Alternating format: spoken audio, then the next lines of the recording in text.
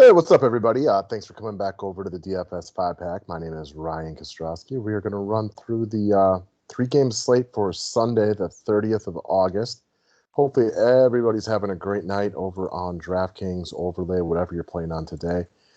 It's going to be better than my night, so definitely one of the worst nights of the NBA playoffs, or the worst night of the NBA playoffs so far, between foul trouble, injuries, and just flat out being wrong on a few things. We will turn our heads to tomorrow and look for a better day. So, meanwhile, guys, don't forget to get your lineups in over at Overlay. I know they got a bunch of NBA contests moving forward. We got NFL to talk about soon. And don't forget that there are big jackpots to win. Our boy DFS Wolfpack got his check for $20,000 the other day, so I know he's feeling real good about this one.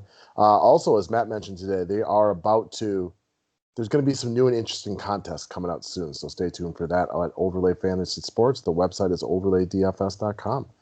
All right, guys, let's move on over to our DraftKings picks of the day. As already mentioned, a very, very ugly Saturday. Nothing you can do but move on to the next day. I think we've all been there, done that. It's never fun, but it is what it is. All right, guys. Don't forget to subscribe to the station if you are new to it. Click the bell for notifications. Thumbs up is always appreciated. Day passes are available at the website, as well as the NFL memberships, monthly memberships are all up there. Get the write-ups and get all the videos that go along with it. So, as far as Sunday goes, I have been staring at the slate for a while now, and there aren't a lot of plays just jumping out to me. I don't know if you guys think differently. But one of the first guys that I feel like I will be looking at real closely is going to be Montrezl Harrell of the Los Angeles Clippers, priced at 4,400. Only has center eligibility, which is a bit annoying. But quite frankly, to break it down in its most simplistic form, just see last game. You know, we've been waiting for Montrezl Harrell to be better. This guy had a long hiatus from the game of basketball. It took him a little bit of time to get his motor up and running. Last game, he looked at the Montrezl Harrell we all know and love. And this guy averages 32 DK points on the season. He's priced at 4,400. That's a steal. Doesn't mean he's necessarily all the way back to being himself, but in order for the Clippers to be running at full capacity, they need Montrezl Harrell, one of their emotional leaders and just, energy guy off the bench, to be playing, at his best. They were very fortunate in this early round to get a Mavericks team that was just bombarded with injuries between Porzingis being out, Luka playing on one leg, and everything that goes along with it. Now half the team is questionable tomorrow. They were very fortunate. Next round's not going to be as easy. And what they need Montrezl Harrell to be up to full run. So look for this guy to piggyback off a really solid last game that he had. I like the price tag at 4,400. I think him and Zubac are both wildly in play if you're looking to double up on Clippers centers. And with how many guys that the Mavericks are missing, and just the complete bombardment of injuries they're dealing with, they're just not very strong defensively compared to some of the other teams out there. And you got to expect a nice performance from me. And just the post is a lot easier to navigate in this matchup with no Kristaps Porzingis around. When Boban's in there, he's too slow for Montrezl Harrell. Clearly, he's got the size advantage on this one. But they just don't have the bodies to keep up with a guy like this. So he makes a lot of sense. His price tag is way too cheap. And he fits the build of using the next stud I'm about to bring up and some mid-tier guys along with it. All right, so between the guys in the Raptors and Celtics games, and then if you go take a look at the Jazz, Nuggets, and everything that goes along with it, one guy I feel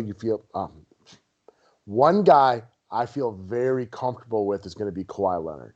He's a little overpriced at 10-1. I'm not really excited about the notion of paying more than 10K for Kawhi Leonard. But playoff Kawhi is a brand new guy, and this is not the type of, the Mavericks, as presently put together with all the injuries, is not the kind of team that's going to be able to stop them.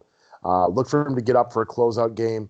The Mavs are really beat up. They're going to struggle to stop him. Not that they wouldn't even if they're at full strength, but as you can see through the game logs of what he's done in this series so far, he's a very, very safe play. Now, it's going to be really difficult to double stud. So by playing Kawhi, you're basically eliminating Luka as a guy that you can play on your team without paying down over and over and over again. Now, if the Mavericks start missing some guys, that might be an option, but you probably don't know about that early in the day.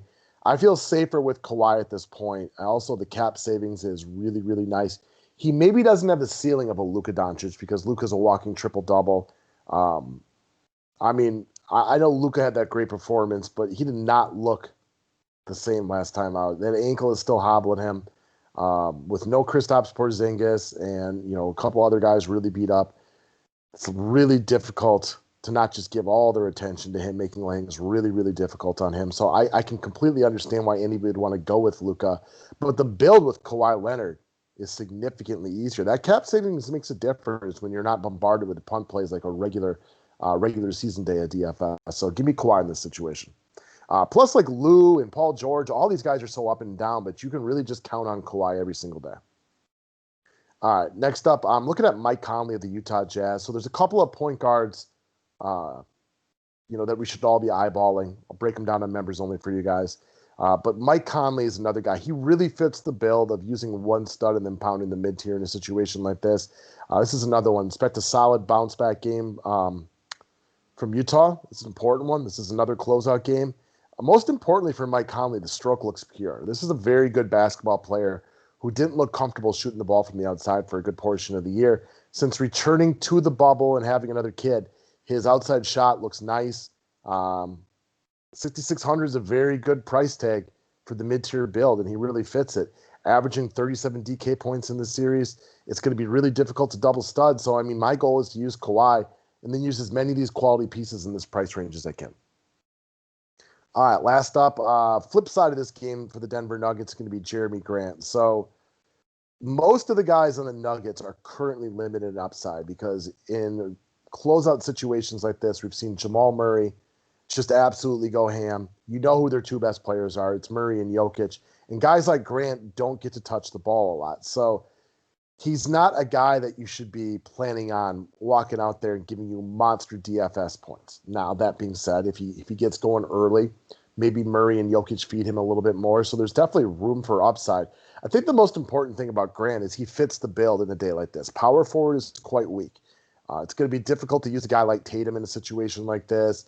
Also knowing that Toronto plays elite defense, you're not running out to spend that kind of money on him. And, if you liked him, you'd probably play him over Kawhi or Doncic or something like that. Grant at 4,800 is a few dollars more than I want to spend on him.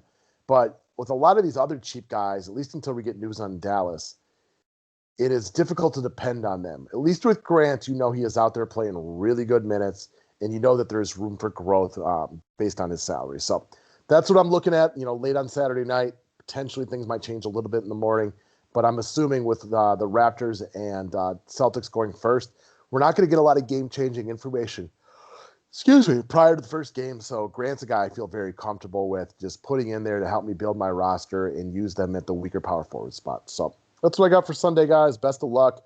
Click the thumbs up button. Have a great night, and we'll see you soon.